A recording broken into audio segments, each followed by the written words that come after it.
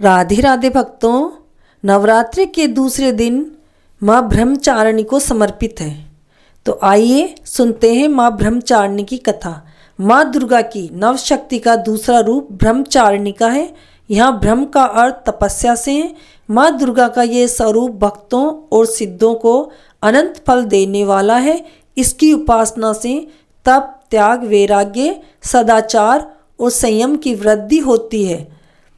ब्रह्मचारिणी का अर्थ तप की चारिणी यानी तप का आचरण करने वाली। देवी का यह स्वरूप पूर्ण, ज्योतिर्मय और अत्यंत भव्य है। इस देवी के दाएं हाथ में जप की माला है और बाएं हाथ में यह कमंडल धारण किए हुए है। पूर्व जन्म में इस देवी ने हिमालय के घर पुत्री रूप में जन्म लिया था और नारद जी के उपदेश से भगवान शंकर को पति रूप में प्राप्त करने के लिए घोर तप किया। इस कठिन तपस्या के कारण इन्हें ब्रह्मचारिणी अर्थात ब्रह्मचारिणी नाम से अभिहित किया गया। 1000 वर्ष तक इन्होंने केवल फल फूल खाकर बिताए और 100 वर्षों तक केवल जमीन पर रहकर शाक पर निर्वाह किया। कुछ दिनों तक कठिन उपवास रखे और खुले आकाश के नीचे वर्षा और धूप के घोर कष्ट सहे। 3000 वर्षों तक टूटे हुए बेल पत्र खाएं और भगवान शंकर की आराधना करती रही। इसके बाद तो उन्होंने सूखे बेल पत्र खाना भी छोड़ दिए। कई हजार वर्षों तक निर्जल और निराहार रहकर तपस्या करती रही। पत्तों को खाना छोड़ देने के कारण ही इनका नाम अपर्णा नाम पड़ गया। कठिन तपस्या के कारण देवी का शरीर एकदम क्षीण हो गया।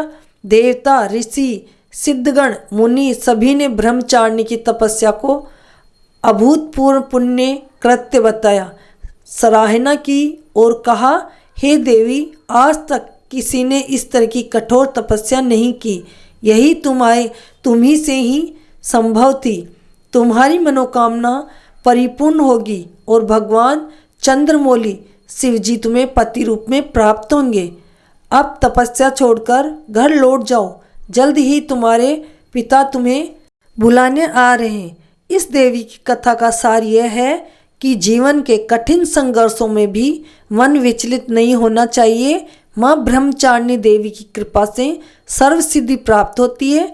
दुर्गा पूजा के दूसरे दिन देवी के इसी स्वरूप की उपासना की जाती है। भक्तों, ये थी नवरात्रि के दूसरे दिन की कथा। आपको ये कथाएं कैसी लगी? अगर अच्छी लगी हो तो कमेंट करके बताएं। चैनल को सब्सक्राइब करें, लाइक करें ताकि हम आपके लिए रोज़ की कथा आप तक पहुंचा सकें। राधे राधे, जय श्री कृष्णा।